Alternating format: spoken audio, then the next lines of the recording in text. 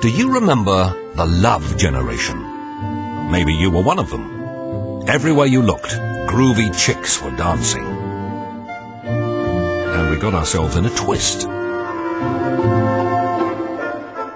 And some men wanted to be James Bond. Remember the exotic Playboy Club, where you could find girls doing the bunny dip? How we danced and sang to the music of four lads from Liverpool. Though some of us preferred that other group.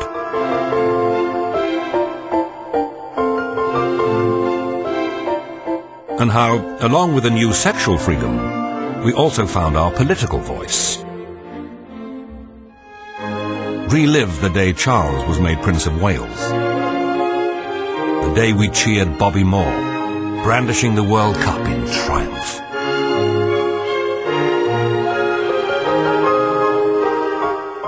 And the whole world celebrated the first man on the moon, the perfect end to the decade we called the swinging 60s. As the decade opened, there was little hint of what lay ahead. The Lord Mayor's show in London's West End reminded us that tradition still ruled. But that was all about to change. We remember this decade as a time when staid old Britain began to peel away its modest, respectable veneer, when a new generation of sun worshippers and pleasure seekers began to take over. A sunny optimism permeated everything. We began to express ourselves in new and different ways. It was the permissive age, when women wanted to experiment with the way they looked. And where men grew their hair, threw away their suits, and dressed instead like court jesters, among other things. And most memorable of all was the Summer of Love in 1967. The lights of Piccadilly attracted a rootless tribe of modern gypsies. They called themselves hippies, and they slept rough in London parks, waiting for the dawn to break on Eros, their tribal god. The pagan god of sexual love, whose statue in Piccadilly Circus would become their shrine. They were the first generation with no memory of war, and they'd been brought up to choose their own path, and they chose the path of protest and personal freedom. I grew up and looked around me and I saw that the world was in a mess. Thousands of hungry people, children starving, wars, injustice, and everybody kept picking on me. So I gotta get to the world off my back. Oh, pretty soon I'm gonna crack. So I gotta get to the world off my back. As the decade progressed, the hippie style, even as it became more and more ostentatious, would join the mainstream. They were the most recognizable and influential of all the 60s tribes. They were called the Love Children and the Flower People. They were interested in mysticism, sometimes chemically induced, and they practiced astrology and free love. It seemed as if they'd dropped out of society and were dreaming only of peace and love. Their political affiliations would be passionately expressed later in the decade, as opposition to the war in Vietnam reached its peak. But where did this march away from conformity come from? Perhaps it was a result of the Cold War, that standoff between East and West. We were now abandoning national service, which had been compulsory since World War I. There, young men had been taught discipline and the art of combat. Now young people were free to do what they wanted. It became plain that a third world war, if it happened, would be very different. There'd be no need for regiments of young soldiers, when rocket-propelled missiles and jet planes with atomic warheads could wipe out an entire city in minutes. And after World War II, we joined the Nuclear Bomb Club to help keep the peace. But it made us one of the first targets in any nuclear war. 21 years ago, the H-bomb was unheard of. Today, the bravest pilots would avail us little, so at least believe the anti-nuclear thousands up and down the country. They say that unless Britain leads the world in banning the bomb, Atomic war will be inevitable, and then the whole human race will be destroyed. A new generation of peace protesters was born. The Campaign for Nuclear Disarmament, or CND. Sheila Delaney and fellow playwright John Osborne. There too was the author Sir Herbert Reed.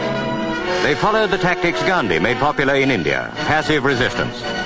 The movement will grow, believes Sheila Delaney. Support comes from some of the churches and is not confined to young people. On this occasion, the police were instructed to show no force, and complaints against them were few. Many of the teenagers who witnessed the famous Trafalgar Square sit-in would become leaders of the Make Love Not War movement that lay in wait for us just a few years later.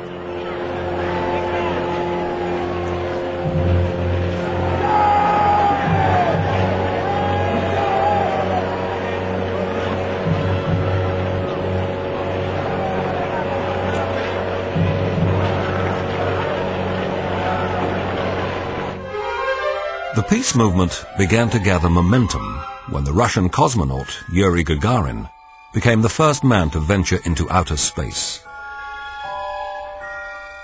Our ally in World War II was now the greatest threat to world peace.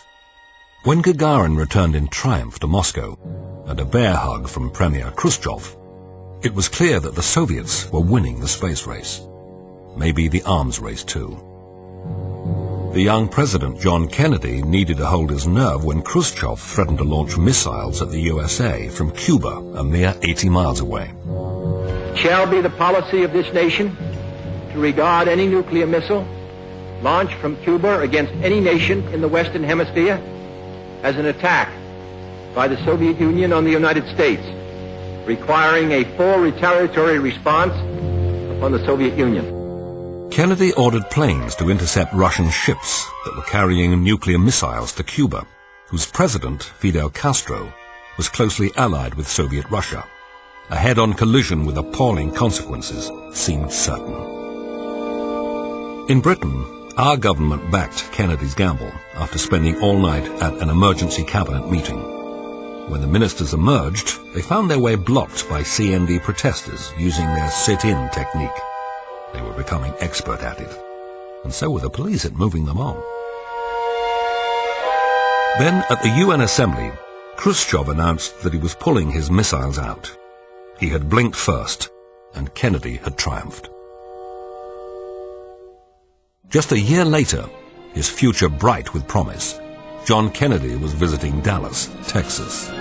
From a high window rings out the shot that changes American history. Confusion is indescribable. Both the President and Governor Connolly are hit. While they are rushed to hospital, swarms of police and FBI men search for the assassin. Police now have the murder gun. On it, they say, a palm print of the man under arrest. But his assassin, Lee Oswald, would not live to stand trial. It was the so-called shot that was heard around the world, and in an unforgettable image of this era, his son John saluted his dead father as he passed by. And back home we saluted one of our greatest leaders, Winston Churchill. His death in 1965 came gently in his sleep. He was 90. At the Queen's request, he was honoured with a state funeral. Churchill had lived just long enough to see his Conservative Party beaten in the '64 election. They'd had a long innings, he growled, and it's probably time for a change. Enough people felt the same way and brought Labour back to power for the first time in 13 years, although they won by only a handful of seats. Many were unhappy about Labour's return to power, and in the melee at Trafalgar Square, as the results came in, there were some passionate exchanges of opinion. Disaster abroad!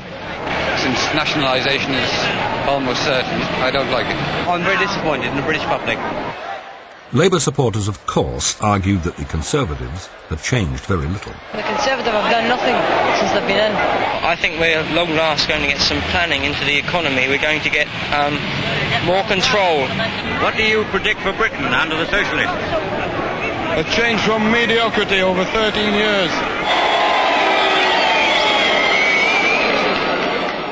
Maybe it was this night in Trafalgar Square that confirmed the feelings of many. that this country was on the verge of radical change.